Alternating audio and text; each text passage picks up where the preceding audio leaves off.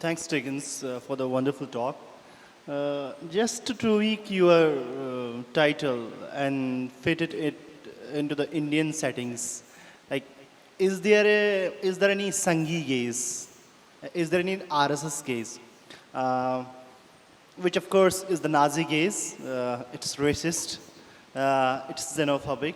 It's claustrophobic. You name it. It's that. But what are the possible optional looks when it comes to the Indian settings? Because if we see in Indian settings, whether it's academia, whether it is cinema, or whether it's any counter-hegemonic narrative we have, it's again the Brahminical gaze that's coming out. So, how do you conceptualize the optional gate for the Sanghi gaze we have right now in India? First question about is there an RSS gaze in India? Is there a Sanghi gaze? I want to push this a little, much more foundational. Like, what is modernity in India? Can we term this is a universal modernity which has come and occupied and gave a kind of a strange disconnect from our region, or does the modernity have this Indian modernity, and also cinema, these institutions, law? Do they cut off and become an essentially Indian? Do they have an essentially Indian character, or do they have something of an Indian essence in them? Many people have argued when the modernity entered, and along with modernity, what became is something called the Indian, and that Indian went and occupied. And that Indian, whoever that is giving modes of what is to exist in this nation state.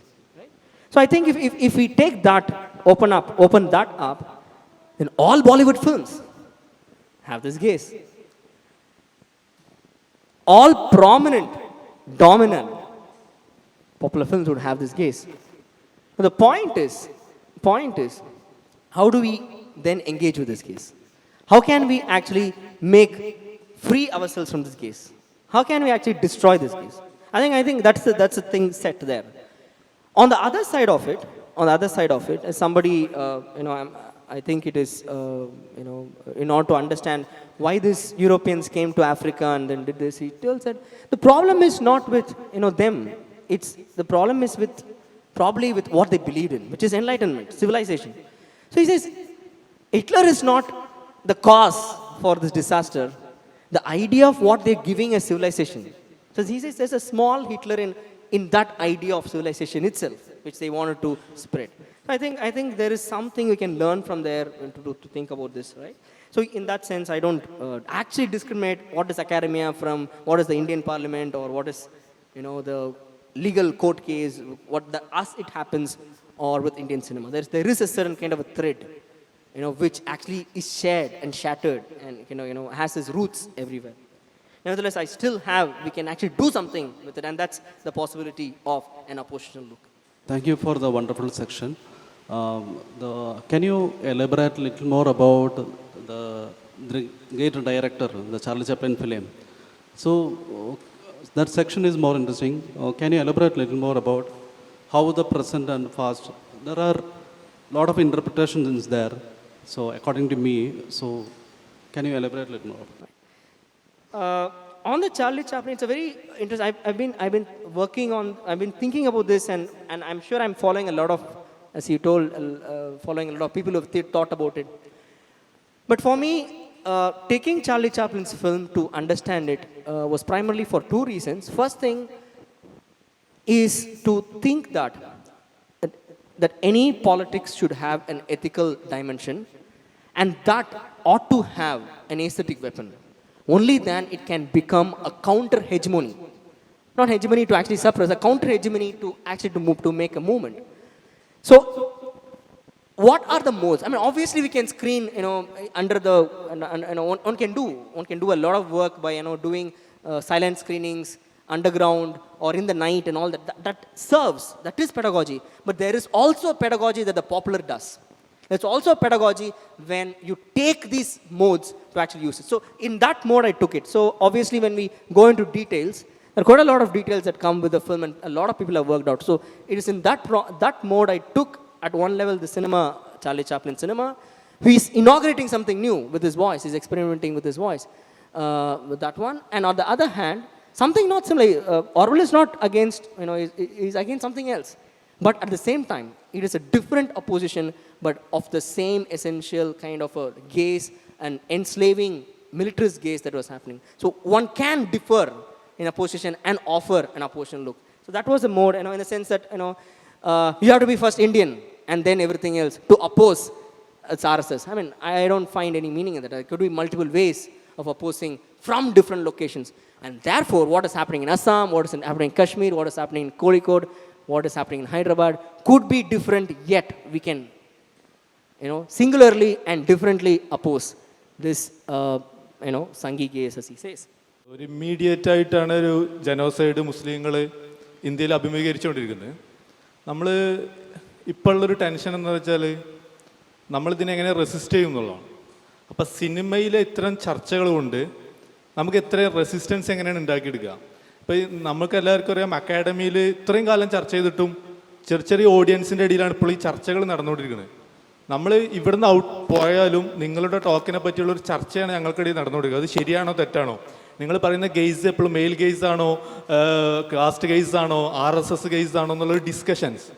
അപ്പോൾ അക്കാഡമിൻ്റെ ഉള്ളിൽ എങ്ങനെയാണ് ഇപ്പോൾ ഈ റെസിസ്റ്റൻസിന്, അതായത് inglorious bastard പോലെ തല പൊട്ടിയ അടിച്ച് RSSൻ്റെ തലമണ്ട അടിച്ച് പൊട്ടിക്കുക എന്ന് പറയുന്ന ഒരു സിനിമൻ്റെ റെസിസ്റ്റൻസിനെ പറ്റി, അത്രയും മോർ വയലൻസിനെ പറ്റി അക്കാഡമി എങ്ങനെയാണ് കാണുന്നത്? അതേപോലെ NDF പോലത്തെ പ്രസ്ഥാനങ്ങളെ അക്കാഡമി എപ്പോഴും ഇങ്ങനെയാണ് ഇസ്ലാമോഫോബിക് ആയിട്ടാണ് എപ്പോഴും കണ്ടുപിടിക്കുന്നത്.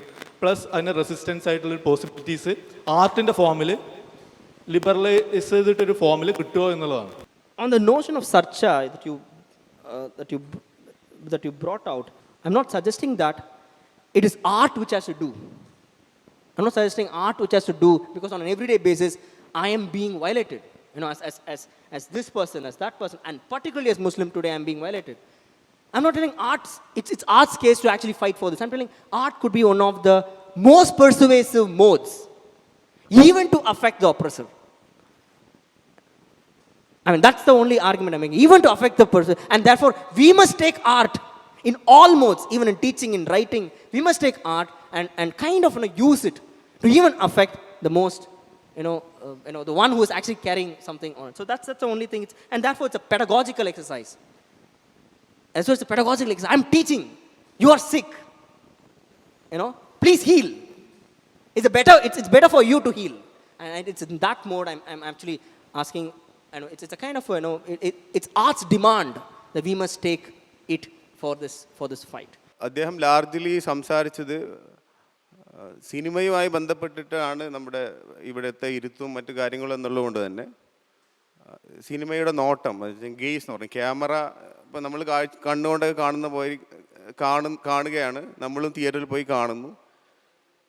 ഈ നോട്ടങ്ങളിലെ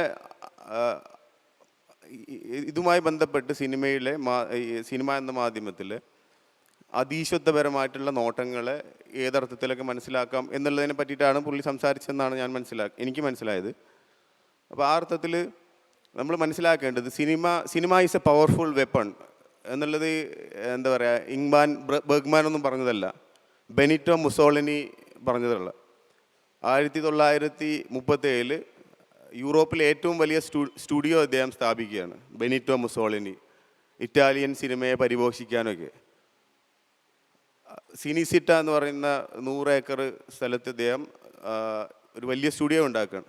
അപ്പോൾ ഇന്ന് നമ്മൾ മനസ്സിലാക്കുന്ന വിക്ടർ ഡെസിക്ക, റൊസലീനി, വിസ്കോണ്ടി, ഇവരൊക്കെ ഈ ഇറ്റാലിയൻ ദേശീയ സിനിമയുടെ പരിപോഷണത്തിന് വേണ്ടിയിട്ട് ഈ സ്റ്റുഡിയോയുമായി ബന്ധപ്പെട്ട് വർക്ക് ചെയ്തിരുന്ന ആളുകളായിരുന്നു. ഏതാണ്ട് 100 കണക്കിന് സിനിമകൾ ഇറ്റാലിയൻ ഫാസിസ്റ്റ് കൾച്ചറൽ റെജീമിൻ്റെ കീഴിൽ നിർമ്മിക്കപ്പെട്ടിട്ടുണ്ട്. അതിൽ ഏതാണ്ട് 50ഓളം സിനിമകൾക്ക് അക്കാദമി അവാർഡ് വരെ കിട്ടിയിട്ടുണ്ട്. ഇത് നമ്മളിന്ന് മനസ്സിലാക്കുന്ന ഓസ്കാർ. അപ്പോൾ ഇതിനെ അന്നത്തെ സഖ്യകക്ഷികൾ ബോംബിട്ട് നശിപ്പിച്ചതിന് ശേഷമാണ് ഇന്നും പോപ്പുലർ സിനിമയുടെ പാർലൻസിലൊക്കെ നമ്മൾ മനസ്സിലാക്കുന്ന ഈ ഒരു റിയലിസം ഇന്ന് വളരെ ഭയങ്കര സോട്ട് ആഫ്റ്റർ ഒരു ഫിലിം മേക്കിംഗ് സംഭവമായിട്ട് നമ്മൾ മനസ്സിലാക്കുന്നത്. അതിൻ്റെയൊക്കെ തുടക്കം ഇറ്റാലിയൻ യോർലിസ്റ്റ് സിനിമകളിൽ നിന്നായിരുന്നു നമ്മൾ മനസ്സിലാവും. അത് അന്നത്തെ ഫാസിസ്റ്റ് ഭരണകൂടത്തിനെതിരെ സിനിമ എന്ന് പറയുന്ന മാധ്യമം ഉപയോഗിച്ചുകൊണ്ട് അന്നത്തെ സിനിമാ പ്രവർത്തകർ നടത്തിയിട്ടുള്ള ഒരു ഭയങ്കരമായിട്ടുള്ള ഒരു റെസിസ്റ്റൻസിൻ്റെ ഭാഗമായിട്ട് ഉണ്ടായി വന്നിട്ടുള്ള ഒരു സിനിമയ്ക്ക് തന്നെ ചരിത്രപരമായിട്ട് ഭാവുകത്വപരമായിട്ടുള്ള മാറ്റങ്ങളൊക്കെ ഇത്തരം റെസിസ്റ്റൻസിലൂടെയാണ് ഉണ്ടാവുന്നത് എന്നുള്ളതിൻ്റെ ഒരു ഉദാഹരണമാണ് ഇറ്റാലിയൻ ന്യൂറലിസ്റ്റ് സിനിമകൾ. അത് ആ കാലഘട്ടത്തെ ഫാസിസ്റ്റ് നാസി റെജീമിൻ്റെ ഈ പറയുന്ന തരത്തിൽ അതീശത്വ വ്യവസ്ഥിതിക്കെതിരെ സിനിമ എന്ന മാധ്യമം ഏതർത്ഥത്തിൽ ഇടപെട്ടു എന്നുള്ളതിനുള്ള ഉദാഹരണമാണ്. അപ്പോൾ ആ അർത്ഥത്തിൽ മൾട്ടിപ്പിൾ ഗെയ്സസ് ഒരു എക്സിസ്റ്റൻസ്, അത്തരം നോട്ടങ്ങളുടെ സാന്നിധ്യമാണ് ഒരു കൗണ്ടർ ഹെജ്മോണിക് സിനിമാറ്റിക് ഗെയ്സ് സാധ്യമാക്കും എന്നുള്ളതാണ് ഡിക്കൻസ് പറഞ്ഞു വെച്ചതെന്നാണ് ഞാൻ മനസ്സിലാക്കിയത്.